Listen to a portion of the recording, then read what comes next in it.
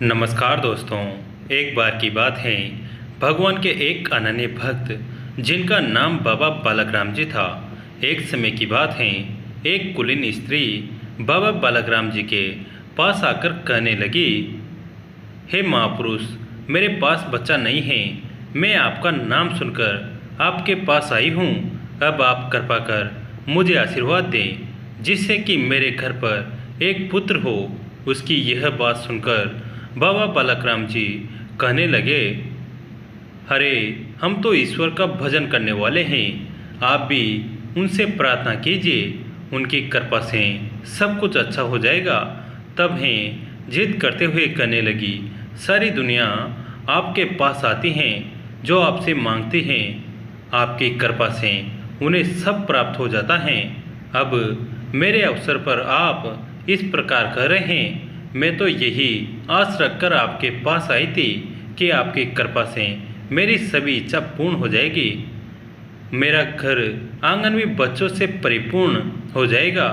तब बाबा बालाराम जी उसे समझाते हुए कहने लगे, तुम किसके साथ आई हो? तब वो संपन्न परिवार की स्त्री कहने लगी, मैं अपने घर से बिना बताए आपके पास चलकर आई हूँ, क्योंकि मेरे परिवार वाले संतों महापुरुषों में, भगवान में विश्वास नहीं रखते। उसकी बात सुनकर बाबा बालकराम जी कहने लगे, ये तो तुमने बड़ा ही कठिन कार्य किया है। घर से बिना बताए यहाँ चली आई हो, और दोपहर का समय हो गया है। तुम्हारा घर भी यहाँ से 2 कोस दूर है। वापस कैसे जाओगी? और जंगल का रास्ता है। अब जल्दी से, मैं तो एक ही बात कहता हूँ, ईश्वर पर विश्वास रखो, वो सब भला करेंगे। जंगल के मार्ग से होते हुए जल्दी से अपने घर चले जाना, अन्यथा कुछ दिक्कत ना हो। यह बात सुनकर वह स्त्री कहने लगी, अगर कुछ दिक्कत हो भी गई तो मुझे आप पर विश्वास है।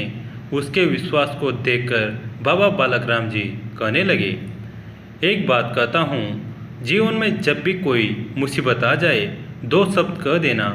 वो 2 शब्द हैं सीताराम सीताराम। अब वह शब्द उस स्त्री को प्राप्त हो गए। बाबा बालकराम जी को प्रणाम कर वो स्त्री अपने घर की ओर जाने लगी। रात्रि का समय, घनघोर अंधेरा, जंगल का रास्ता। कुछ लोग उसके पीछे पड़ गए। वह साधारण नहीं थे, वो डाकू लोग थे। वो उसके रूप सौंदर्य को देखकर मोहित हो गए थे। वो इसका हरण कर कुछ दुराचार करने वाले थे। तभी उस स्त्री को बाबा बालकराम जी की बात याद आ गई, और तब स्त्री ने सीताराम सीताराम 2 शब्द पुकारे। जब ये सब पुकारे गए, तभी वो एक आश्चर्य में चमत्कार हुआ। उस स्त्री को घोड़े पर चढ़ा एक नवयुवक दिखाई दिया, जिसके हाथ में धनुष बाण था, और उसके पीछे भक्त बालकराम जी चलते हुए दिखाई दिए। अब बाबा बालकराम जी आगे चल रहे हैं, और घोड़े पर एक नवयुवक आ रहा है। यह स्त्री पुकारते हुए कहने लगी, मेरी रक्षा करो, मेरी रक्षा करो। जब तक वह दुराचारी व्यक्ति इसके साथ कुछ कर पाते, इतने में उस नौजवान युवक ने उन सबके हाथ काट दिए। हाथ काटकर उस नौजवान ने सबको घायल कर दिया, और बाबा बालकराम जी ने मुस्कुराते हुए स्त्री से कहा, बेटा, अब सुरक्षित हो, अपने घर चली जाओ। वह स्त्री जैसे ही अपने घर पहुंची, विचार करने लगी, मैं तो 1 कोस दूर आ चुकी थी। मैंने किस प्रकार ईश्वर को याद किया, और ईश्वर वहां पहुंचे, और बाबा बालकराम जी उनके साथ थे। ये सब बातें उन्हें किस प्रकार पता चल गई। मन में इस प्रकार विचार चलने लगा। उसने सारी बात अपने घर वालों को बताई। घर वाले सुनकर हैरान हो गए कि हमारी एक तो पुत्रवधू बिना बताए हमारे घर से गई थी, और एक संत की कृपा से इसके सदाचार की रक्षा हुई। अब तो परिवार का मन भक्ति की ओर बढ़ गया। सारा परिवार भक्त बालकराम जी के पास प्रणाम करने आया, और उनसे सारी बात बताकर कहने लगा, हे भक्तराज, आपकी कृपा से हमारी पुत्रवधू की रक्षा हुई है।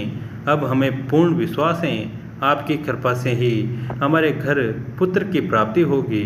तब बालकराम जी ने आशीर्वाद देते हुए कहा, यह तो बड़ी श्रद्धांजलि है।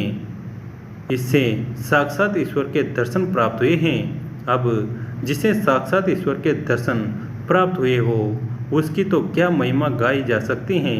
बाबा बालकराम जी उस स्त्री को नमन करते हुए कहने लगे, तुम धन्य हो, तुम्हें तो परमात्मा के दर्शन प्राप्त हुए हैं। वो स्त्री कहने लगी, हे भक्तराज, जो कुछ भी प्राप्त हुआ है वह सब आपकी कृपा का फल है।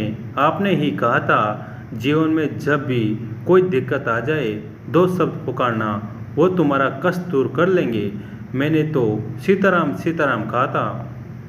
उनकी कृपा से ईश्वर साक्षात वहाँ प्रकट हो गए। अब तो सारे समाज में भक्त बालकराम जी का नाम होने लगा। बड़ी संख्या में लोग उनसे मिलने आते। वो तो थे ब्राह्मण परिवार के, पर उनका जीवन बड़ा सादगीमय था। कहते हैं एक बार जब वो सत्संग कर रहे थे, सत्संग समाप्ति के पश्चात उनके मन में विचार हुआ, काश मैं अयोध्या के दर्शन करके आऊं जहां पर भगवान श्री राम का जन्म हुआ है।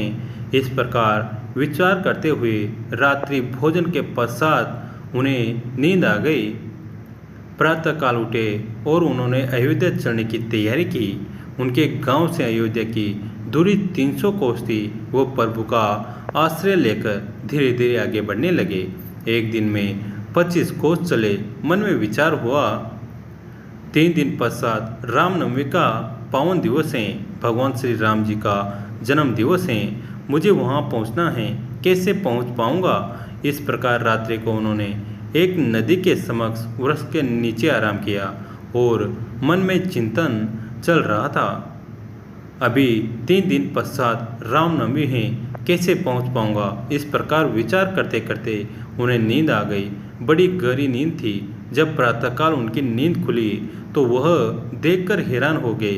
वो अयोध्या में सरयू नदी के पास थे। उन्होंने आसपास के लोगों से पूछा, यह कौन सा क्षेत्र है। तब लोगों ने कहा, यह भगवान श्री राम की जन्मभूमि अयोध्या है, यह सरयू नदी है। तुम इसे भी नहीं पहचानते हो, कहाँ से आए हो। उन लोगों की बात सुनकर भक्त बालकराम जी की आंखों में आंसू आ गए। वह उन सबको बताते हुए कहने लगे, अरे मैं तो कल 300 कोस दूर अपने गांव से चला था, 25 कोस ही चल पाया था।